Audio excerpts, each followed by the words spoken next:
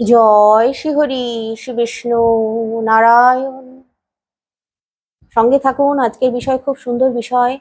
আজকে যে বিষয়টা আপনাদেরকে বলবো খুব গুরুত্বপূর্ণ বিষয়। ভালো করে মন দিয়ে শুনুন, আপনারা ভীষণভাবে উপকৃত হবেন জানলে। এমনই দুটি প্রাণীর কথা বলবো এই জ্যৈষ্ঠ মাসে, তারা যদি গৃহের মধ্যে চলে আসে অশুভ সংকেত নিয়ে আসে। আর এমন বেশ কটা প্রাণীর কথা বলবো যারা আমাদের জীবনে শুভ সংকেত নিয়ে আসে। তাহলে সঙ্গে থাকুন পুরো ভিডিওটা। আশা করছি আপনারা যদি জানতে পারেন যে কারা আমাদের জীবনে শুভ সংকেত নিয়ে আসছে, আপনারা বা কারা অশুভ সংকেত নিয়ে আসছে, নিজেদেরকে মানসিকভাবে প্রস্তুতি নিয়ে নিতে পারবেন। মানে মানসিক প্রস্তুতি আপনারা নিতে পারবেন, তাহলে সচেতন হয়ে যেতে পারবেন দেখবেন। আর যে প্রাণীগুলোর কথা বলবো শুভ সংকেত নিয়ে আসে, এই প্রাণীগুলো যদি আপনাদের গৃহে আসে তাহলেও কিন্তু আপনারা লাভবান হবেন। আর অশুভ যে প্রাণী দুটোর কথা বলবো তারাও যদি গৃহে আসে তাহলে আপনারা আগাম বার্তা পেয়ে যাচ্ছেন, জানতে পেরে যাচ্ছেন যে অশুভ বার্তা নিয়ে আসছে এরা। সেই মতো একটি কাজের কথা বলবো, সেই কাজটি করলে আপনারা লাভবান হবেন। আপনাদের যে ক্ষতিগুলো হয়ে যাবে এই প্রাণীদের দ্বারাই, সেই ক্ষতির মুখে আপনাদেরকে পড়তে হবে না। তাহলে সঙ্গে থাকুন পুরো ভিডিওটা। দেখুন, এই জ্যৈষ্ঠ মাস শুকনো মাস, চারিদিক শুকনো, এমনকি মাটি ফেটে যাচ্ছে গরমে, শুকনো এতটাই। আর আপনাদের ঘরবাড়িও খুব শুকনো ঠনঠনে আছে, পরিষ্কার পরিচ্ছন্ন আছে, স্যাঁতস্যাঁতে ভাব নেই কোথাও ঘরের মধ্যে। তা সত্ত্বেও ব্যাঙ ঢুকে পড়ছে ঘরের মধ্যে। বারবার আপনার রান্নাঘরে, আপনার ঠাকুর ঘরে, আপনাদের বারান্দায়, বাথরুমের মধ্যে ব্যাঙ চলে আসছে, এসে কোনো কোনায় চুপ করে বসে থাকছে অনেকক্ষণ, বা অনেক সময় ডাকতেও শোনা যায়।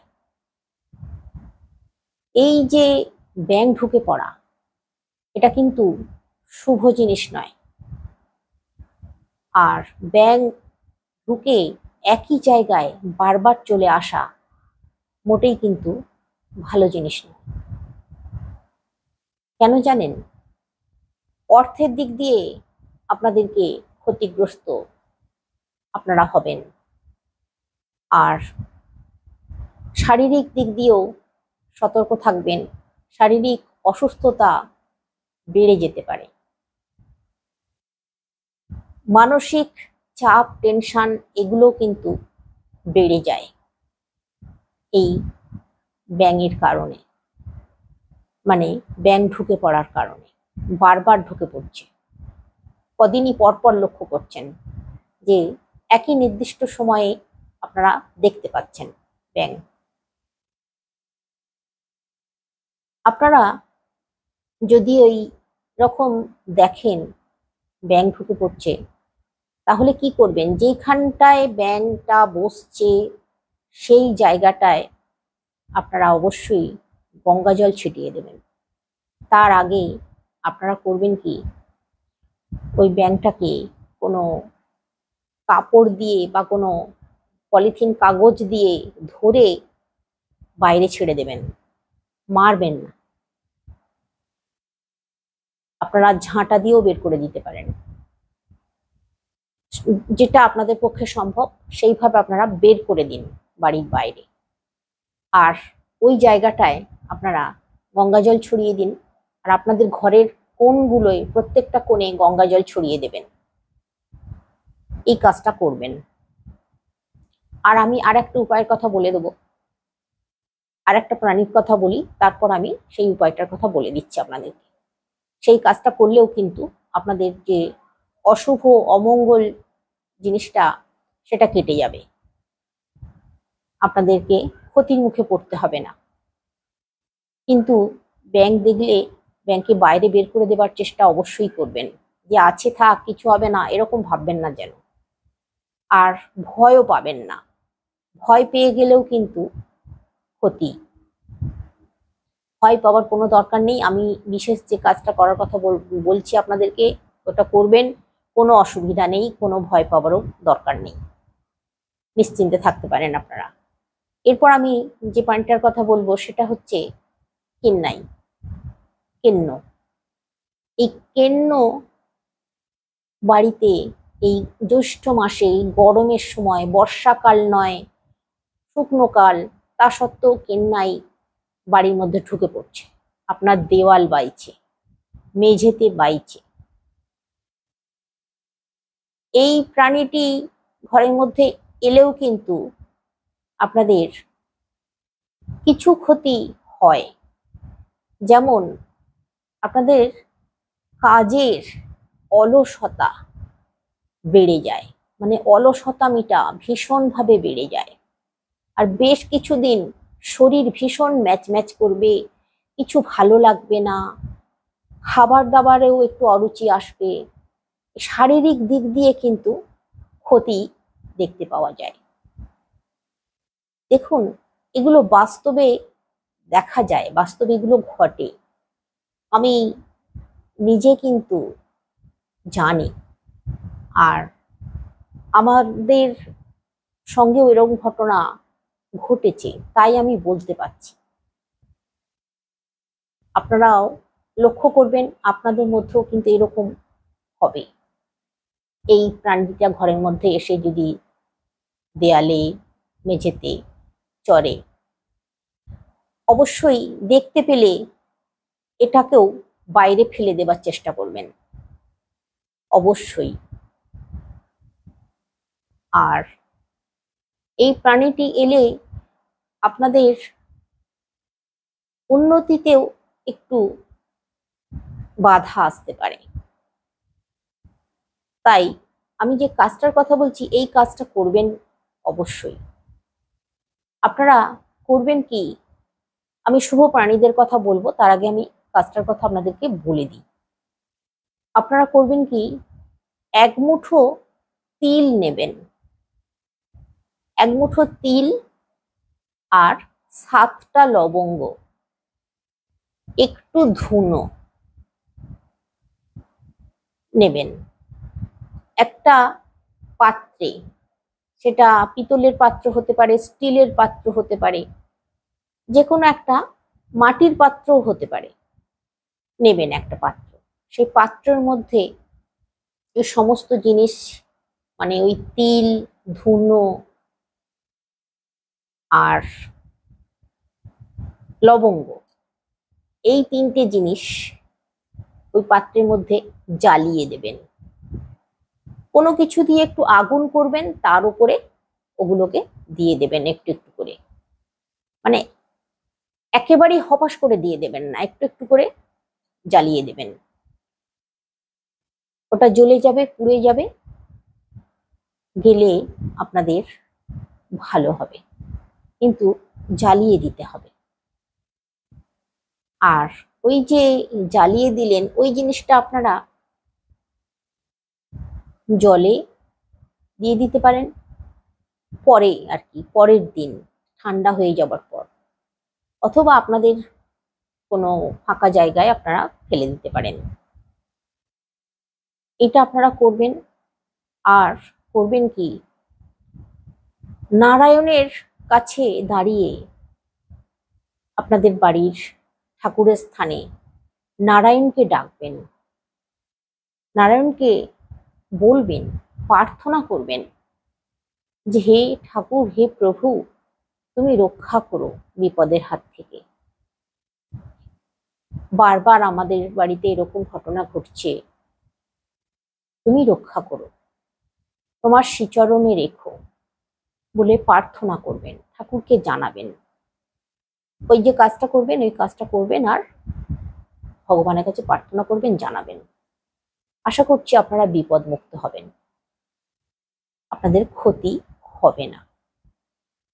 এরপর আমি আপনাদেরকে বলবো যে শুভ প্রাণীগুলোর কথা বলছিলাম, এই শুভ প্রাণীদের মধ্যে প্রথম প্রাণীটাই হচ্ছে কাঠবিড়ালি। এই কাঠবিড়ালি আপনাদের গৃহে যদি চলে আসে, বাড়ির ছাদে চলে আসে, বা আপনার বাড়ির সামনে গাছ আছে, আম গাছ আছে, পেয়ারা গাছ আছে, গাছে উঠছে দেখছেন আপনি, জানবেন খুব শুভ, খুব মঙ্গল, আপনার জীবনে সুখ শান্তি আসছে, অর্থের দিকটাও আপনার ভালো হবে, উন্নতি করবেন আপনি, ব্যবসার কাজে বলুন, চাকরি বাকরিতে বলুন, উন্নতি করবেন। আর এই প্রাণীটি এসে যদি আপনার বাড়িতে বাসা বাঁধতে যায়, তাহলে বাসা না বাঁধাই ভালো, এটা কিন্তু মনে রাখবেন। গাছে যদি থাকে ওরা থাকুক, কিন্তু বাড়ির ঘুলঘুলির মধ্যে বাসা করতে গেলে একটু অসুবিধা আছে, এই দিকটা খেয়াল রাখবেন। বাসা করতে দেবেন না, ঘুলঘুলিগুলো বন্ধ করে দেবেন।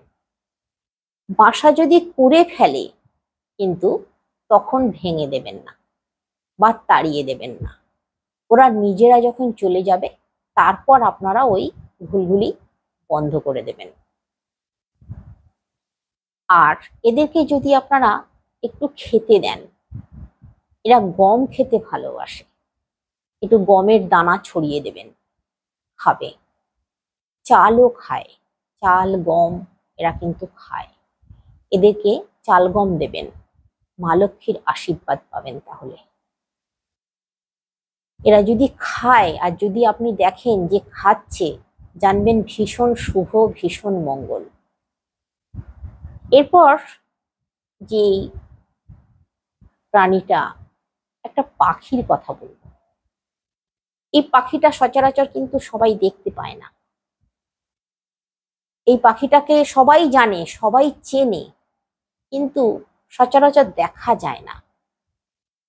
গ্রামের দিকে পুকুর থাকলে, পুকুরের কাছাকাছি যদি ঘর হয়, নিজেদের পুকুর না হলেও অন্যের পুকুর, পুকুরের কাছাকাছি হয়তো বাড়ি, সেরকম জায়গায় এই পাখিটাকে দেখতে পাওয়া যায়। এটাকে পানকৌড়ি পাখি বলে। জলে ডোবে, বারবার ডোবে, বারবার ডোবে এই পাখি। এই পাখি যদি আপনার গৃহে চলে আসে, অনেক সময় এরা ডাঙায় চলে আসে, প্রায় দেখা যায় ডাঙায় চলে আসতে, আবার জলের মধ্যে যায়। কিন্তু এই পাখিটা যদি আপনার গৃহে চলে আসে কখনো, তাহলে জানবেন ভীষণ শুভ, ভীষণ মঙ্গল, মা লক্ষ্মীর আশীর্বাদ পাবেন এই পানকৌড়ি পাখি যদি আপনার গৃহে চলে আসে। আর আপনি যদি কখনো দেখেন যে জলের মধ্যে বারবার পানকৌড়ি ডুবছে উঠছে, ডুবছে উঠছে, এও কিন্তু দেখা খুব শুভ, খুব মঙ্গল। এরপর আমি যে প্রাণীটার কথা বলবো, সেই প্রাণীটা হচ্ছে, এটাও একটা পাখি, নীলকণ্ঠ পাখি। নীলকণ্ঠ পাখি সচরাচর দেখা যায় না, কিন্তু জ্যৈষ্ঠ মাসে অনেক সময় নীলকণ্ঠ পাখিরা, সামনে যদি কোনো গাছ থাকে, এই গাছে চলে আসে ঠান্ডা পেতে। তাই যদি কখনো এরকম পাখি আপনার গৃহে চলে আসে, আপনি যদি দেখেন যে এটা নীলকণ্ঠ পাখি, আপনি যদি চিনতে পারেন যে নীলকণ্ঠ পাখি, নীলকণ্ঠ পাখি দেখলে চেনা যাবে, নীল রঙের হবে, ঠোঁটটা লাল হয় আর গাটা নীল হয়। এই পাখি ঠোঁটটা অনেক সময় লাল হয়, অনেক সময় বাদামি হয়, এই পাখির হয় এরকম। তো এই পাখি দেখলে আপনারা চিনতে পারবেন, চিনতে পারলে জানবেন, যদি দেখে থাকেন জানবেন আপনার জীবনে খুব শুভ দিন আসছে, আপনার জীবনে সচ্ছলতা আসছে, আপনি যা কাজকর্ম করবেন সমস্ত কাজে সফল হবেন, হবেনই হবেন। এই পাখি যদি কখনো দেখে থাকেন, কখনো যদি আপনার গৃহে চলে আসে, মানে ওই যে বললাম, আপনার বাড়ির সামনে যদি গাছ থাকে, গাছেও যদি চলে আসে, আপনার নিজের গাছ, নিজের বাড়ির গাছ, তাহলেও জানবেন খুব শুভ, খুব মঙ্গল। যারা ব্যবসা বাণিজ্য করেন, তারা যদি এই পাখি দেখেন, তারা ব্যবসা বাণিজ্যে ভীষণভাবে উন্নতি করতে পারবেন, তাদের লেনদেন বেড়ে যাবে, এতটাই বললাম। এরপর যে প্রাণীটার কথা বলবো সেটা হচ্ছে প্রজাপতি। প্রজাপতি বিভিন্ন কালারের হয়। এই জ্যৈষ্ঠ মাসে যদি সাদা আর নীল রঙের প্রজাপতি আপনার গৃহে ঢুকে পড়ে বা আপনার বাড়ির চারপাশে ঘোরাঘুরি করে, আপনি দেখেন, বা আপনার তুলসী মঞ্চের সামনে যদি দেখেন, জানবেন আপনার কপাল খুলে যাবে, আপনার ভাগ্য ফিরে যাবে, আপনার সংসারে শান্তি আসবে, ভীষণ শান্তি আসবে, ঝগড়া বিবাদ কলহ কিচ্ছু থাকবে না, আপনার সঙ্গে কেউ শত্রুতাও করবে না।